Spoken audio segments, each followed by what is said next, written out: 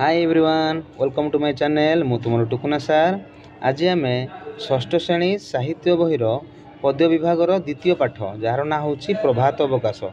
ये प्रभात अवकाश विषय आम संपूर्ण रूपे बुझा समस्त अर्थ गुड़ाक मुझे कहीदेवी और समस्त क्वेश्चन आंसर आज आम करवा। चलतु पिले काल विलंब न करके आम वीडियो को आरंभ करवा। ठीक अच्छे देखो पिले पाठर ना कौन हो प्रभात अवकाश। कौन प्रभात अवकाश आम भलरे बुझा पिलाने प्रभात माने कौन पिले प्रभात होउची सकाळ अवकाश माने कौन समय बुझिपारे पिलाने। देखंतु वर्तमान को आम देखिया कवि परिचय। ये प्रभात अवकाश को किए लिखिचंती ना कवि होउचंती बनमाली दास। किए रे पिले बनमाली दास। बनमाली दास जड़े पिले अष्टादश शताब्दी जड़े प्रसिद्ध व्यक्ति थिले। पवित्र क्षेत्र पुरी रे से बास करुथिले। महाप्रभु श्री श्री जगन्नाथ जड़े बड़ भक्त मध्य थिले। तेणु जगन्नाथ विषय से बहुत भजन जनान मध्य रचना करिसंती। किंतु कवि पदावली साहित्य अनेक कृष्ण भक्तिमूलक कविता रही अछि। कहार बिले नहीं बनमाली दासंकर। ठीक अच्छी से बहुत सरल माध्यम सरल भाषा सुमधुर संगीतर लालित थिबा कवि बनमाली कविता गुड़िक बनमाली पदावली नाम पाठक मान बहुत कौन कर आकृष्ट कर बुझिपार। बनमाली कौन जने सुनामधन्य कवि बुझिपार ना पिले जने प्रसिद्ध व्यक्ति अष्टादश शताब्दी ठारू आरंभ करी से समय से बहुत प्रसिद्ध थिले। अष्टादश शताब्दी रे बुझिपार पिलाने आज पर्यंत आम कौन तांकर पाठ मध्य पढ़ुचु आज पर्यंत हाँ ना नहीं। तेणु केते सुमधुर भाव से रचना करछंती। जगन्नाथ विषय बहुत भजन जनान गीत बहुत किसी से रचना करिसंती। हो पिले से जहाँ भी हो आम चलतु आम बही रे जहाँ देइछि आम पढ़िबा। चलतु स्टार्ट करिबा।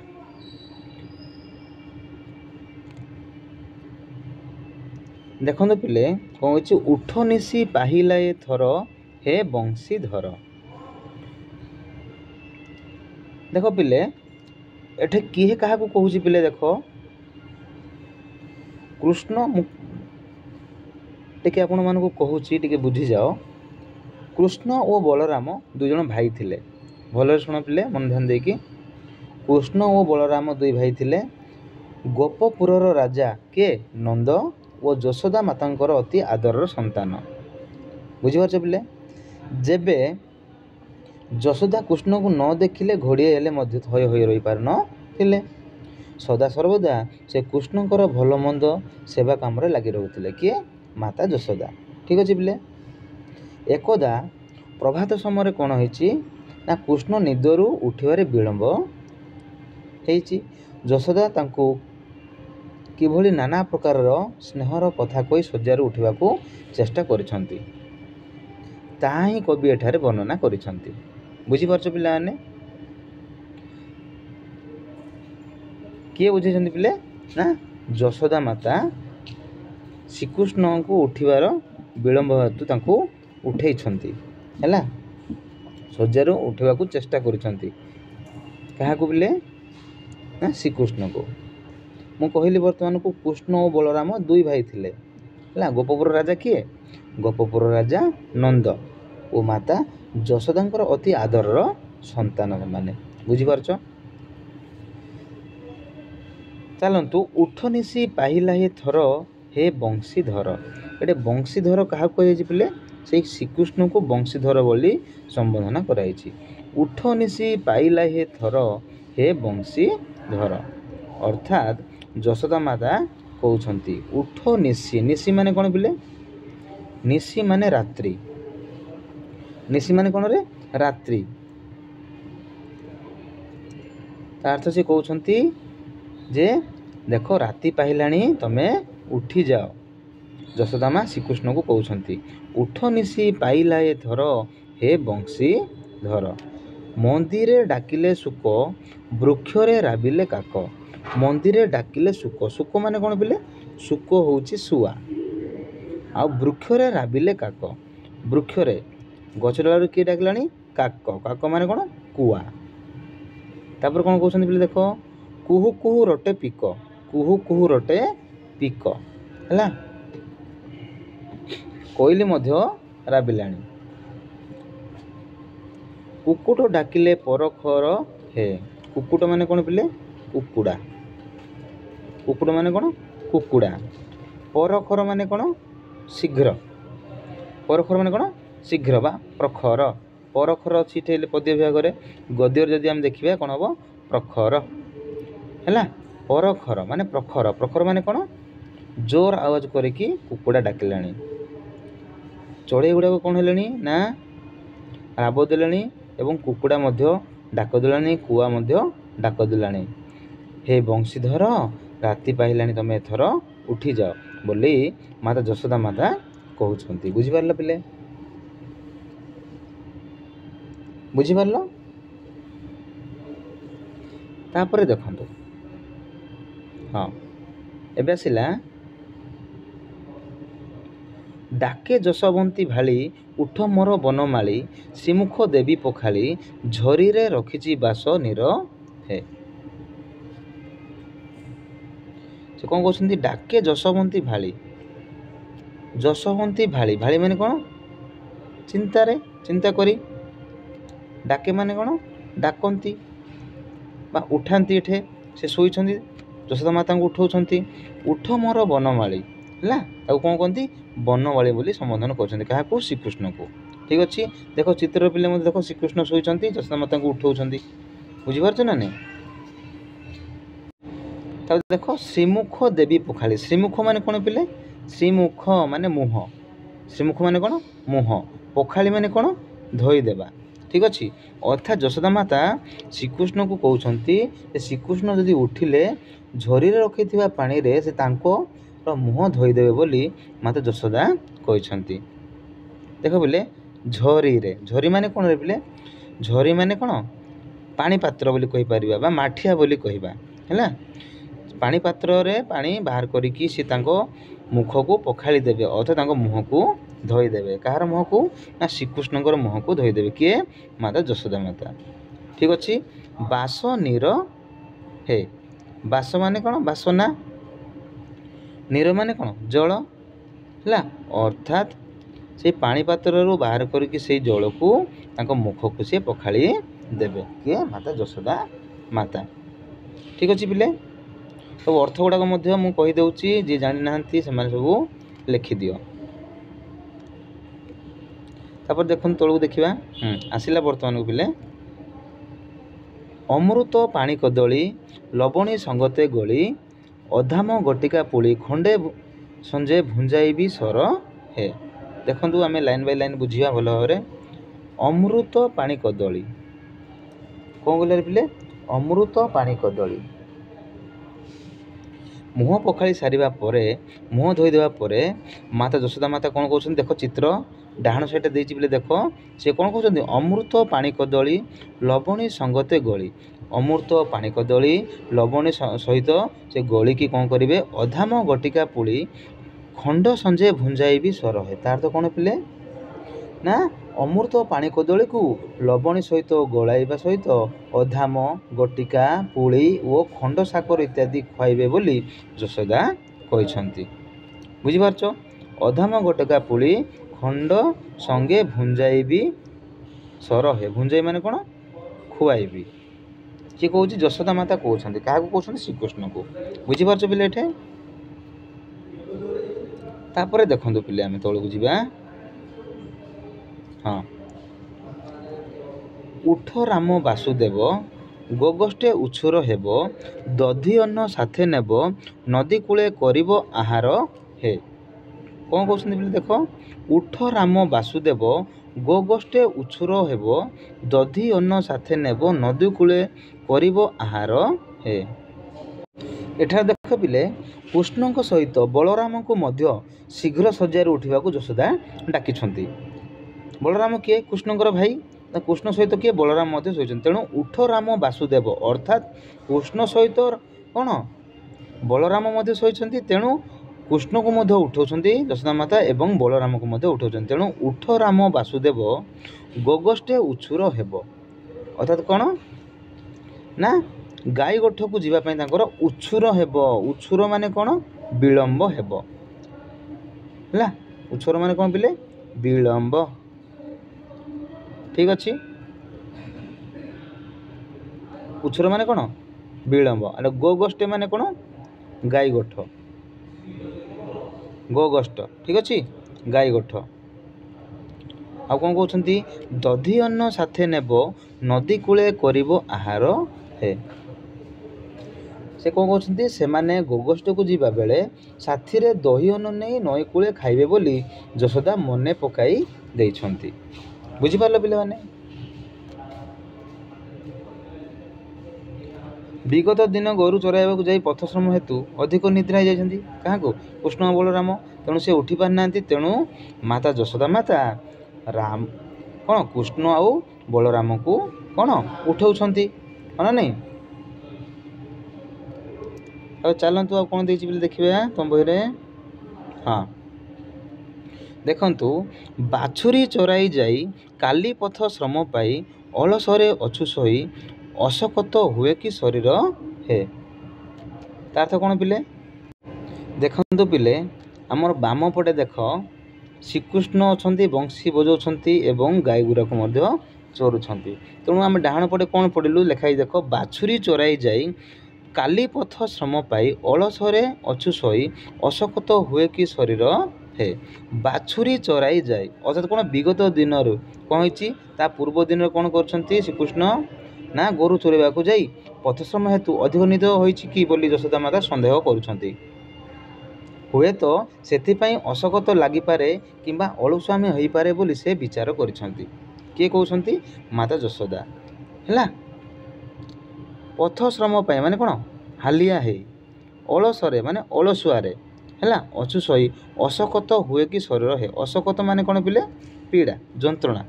ठीक अछि यशोदा माता सन्देह करछन्ति जे माने निदरु कहीं उठुनांती। अच्छा से माने कौन पूर्व दिन में गाई चरवा को जाइथिले तेणु कौन पथश्रम हेतु अधिक निद होइछि बोली यशोदा माता सन्देह करछन्ति। सेतिपई सेमानकर अशकत हेउछि बोधे बोली अशकत होई अलसुआरे शोइछन्ति बोली से कौन ना विचार करछन्ति किए माता यशोदा। ठीक अछि तापर देख सिंह द्वारे गपसूत डाकती उठ अच्युत केते निद्रा जाऊ तूत आकाशे उदय दिनकर है। देखंतु पिले एठे सिंह द्वार माने कौन मुख्य द्वार गपसूत माने कौन पिले गोपाल बालक माने हैला। गपसूत माने कौन गोपाल बालक माने डाकती उठ अच्युत अच्युत माने क्या कहे श्रीकृष्ण अन्य नाम हैला। श्रीकृष्ण अन्य नाम हूँ अच्युत है।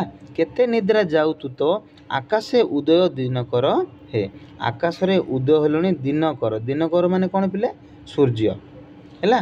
अर्थात सकाळ पाहिकी कौन सूर्य उदय हेलुनी तेणु तू उठी जा बोली माता यशोदा माता से उठाऊँ क्या बलराम एवं कृष्ण को।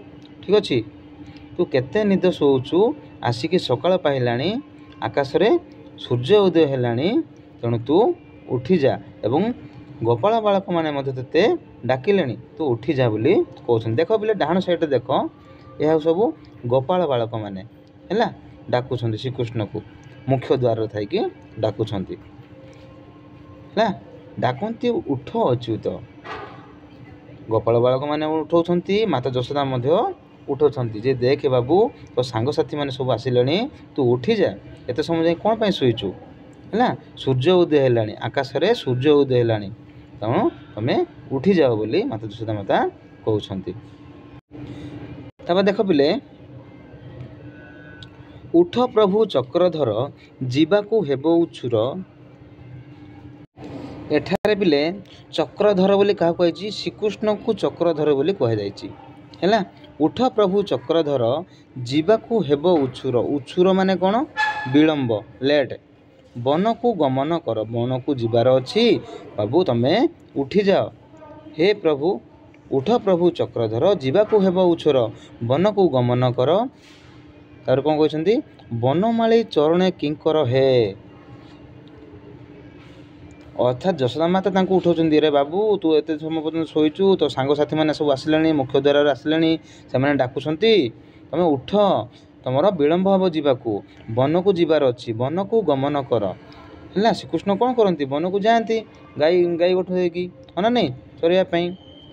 तेणु जशोदा माता ये कौन ना कृष्ण को उठाउछन्ती रे बाबू उठी पड़ हे चक्रधर जीवाकू तोर उछुर हम विलम्ब हम वन को जीवार अच्छी उठी पड़े तो सांगसाथी मैंने समस्ते आसिले है। तापर देख बिले लास्टा बनमाली चरणे किंकर हे अर्थात बनमाली चरणे किंकर बनमाली मैं कही कवि तेणु बनमाली चरणे किंकर हे अर्थात के कवि निजर भक्ति भाव को प्रकाश करिसेंते जे किंकर हे। किंकर माने कौन पिले किंकर माने सेवक अर्थात ये सेवक क्या कहुच्छी ना बनमाली निजको सेवक बोली कहते बुझीपार ना नहीं। कवि निजर भक्ति भाव प्रकाश करी कौन निजको दास सहित तुलना करिसेंती बनमाली चरणे किंकर हे। एठा पिले देख जो लास्ट स्टांजा जो आमर अच्छी बुझीपार ना कविता को सी लिखिछंती एवं शेष से कौन कर बनमाली चरणे किंकर हे अर्थात कवि निजर भक्ति भाव प्रकाश करी कविताटी को शेष करिछंती बुझीपारछ पिला माने। आशा करूची पिला माने ए पद्यटी को भल भाव बुझी पारिथिबो हैला। बर्तमान को देखिया पिला आमे तार प्रश्न उत्तर आमे देखिबा हैला। एक नंबर देखो आसिला तमरो उत्तर को हैला अभ्यास कार्य क नंबर देइछि सकाळ हेबारु केउ को पक्षी राबिले केउ को पक्षी राबिले रे पिले सुक काक मयूर कुकुड़ा इत्यादि प्रभु पक्षी राबिले होना नहीं।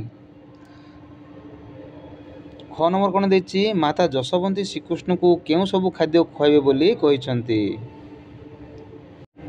देखंतु पिले एक नंबर क सकाळ हेबारु केउ को पक्षी राबिले ना सकाळ हेबारु सुक काक मयूर कुकुड़ा इत्यादि पक्षी राबिले लिखिपार। ख नंबर देख पिले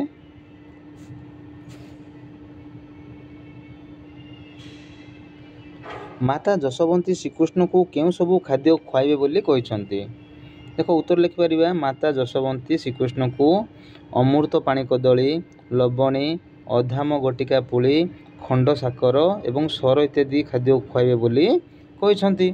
ठीक अच्छे पिले तापर आम देखा ग नंबर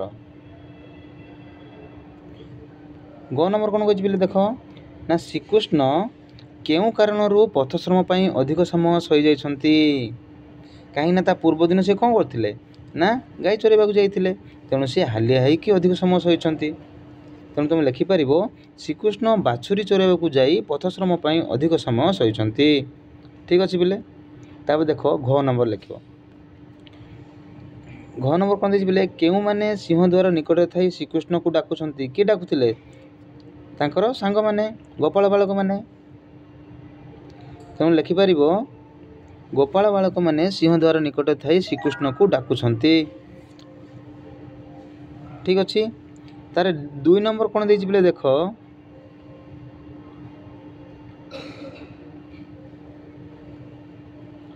केउ को पक्षी श्रीकृष्ण को राति पाई जीवार सूचना देउछंती किए किए डाकुथिले सकाळ पाइला सुक काक काऊ शुआ पिक कुकुट माने कुकुड़ा आदि पक्षी माने श्रीकृष्ण को राति पाई जीवार सूचना दौरान। तापर ख नंबर कौन देछि पिले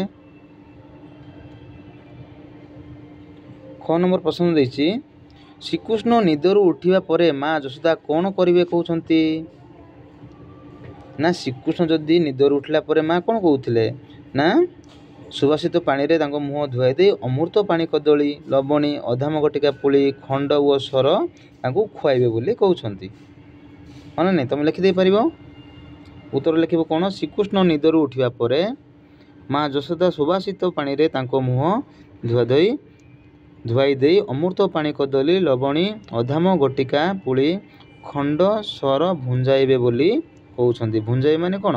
ଖୁଆଇବେ। ଠିକ୍ ଅଛି।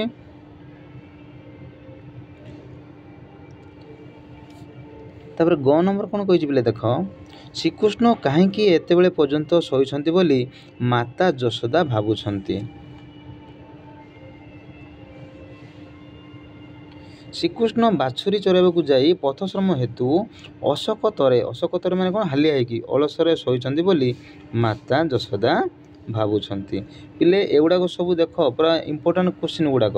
ଠିକ୍ ଅଛି। ଦେଖ ଏଇଟା ଦେଇଛି 2022 ଓ 2023ରେ ପଡ଼ିଥିଲା ପରୀକ୍ଷାରେ। ଠିକ୍ ଅଛି। ତେଣୁ ଏଗୁଡ଼ାକ ସବୁ ଭଲ ଭାବରେ ପଢ଼ିବ। ଠିକ୍ ଅଛି। ତାପରେ ଦେଖିବା ପିଲେ ଚାଲନ୍ତୁ, ଦେଖନ୍ତୁ ଘ ନମ୍ବର ଦେଇଛି ପିଲେ, ଏହି କବିତାଟିରେ ଯଶୋଦାଙ୍କର ମାତୃସ୍ନେହ କିପରି ଫୁଟି ଉଠିଛି। 2024 ଆଉ 25 ଏଇଟା କ୍ୱେଶ୍ଚିନ୍ ପଡ଼ିଥିଲା। ଠିକ୍ ଅଛି। ଏହି କବିତାରେ ଯଶୋଦାଙ୍କର ଅନାବିଳ ମାତୃସ୍ନେହ ଫୁଟି ଉଠିଛି। ପୁତ୍ର କୃଷ୍ଣକୁ ସବୁ ପ୍ରକାର ସେବା କରି ଯଶୋଦା ତାଙ୍କର ମା ମନର ଅବଶୋଷକୁ ମେଣ୍ଟାଇଛନ୍ତି। ଠିକ୍ ଅଛି ପିଲେ, ତାର ଉତ୍ତର ଲେଖିବ। ତାପରେ ଦେଖ ଅ ନମ୍ବର,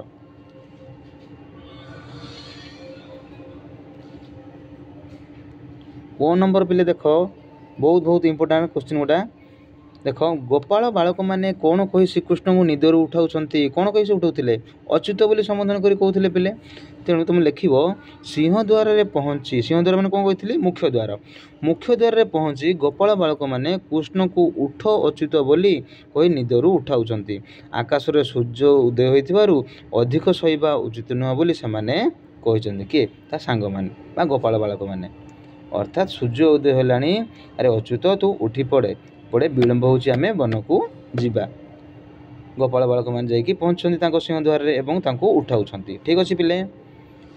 ତାପରେ ଦେଖନ୍ତୁ ପିଲେ 3 ନମ୍ବର ଦେଇଛି ସରଳ ଭାଷାରେ ବୁଝାଇ ଲେଖ। ହେଲା, କ ନମ୍ବର ଦେଇଛି ପିଲେ ଦେଖ,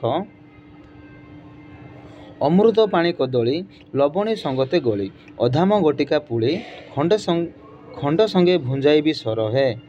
ଏଇଟା ଆମେ ବୁଝାଇକି ଲେଖିବା। ଦେଖ ପିଲେ, ଯେତେବେଳେ ଲେଖୁଛ, ଯେତେବେଳେ ସରଳ ଭାଷାରେ ବୁଝାଇ ଲେଖିବା ପାଇଁ କହୁଥିବ, ସେତେବେଳେ ପ୍ରଥମେ କ'ଣ କରିବ? ଅମୃତ ଏଇ ଯେଉଁ ଫାଷ୍ଟ ଲେଖି ଦେଇକି ଡଟ୍ ଦେଇକି କ'ଣ କରିବ? ଲାଷ୍ଟଟା ସର ହେ ଦେଇଛି ଲେଖିବ। ତାପରେ ଆମେ ତାଙ୍କୁ ଡେସ୍କ୍ରାଇବ୍ କରିବା।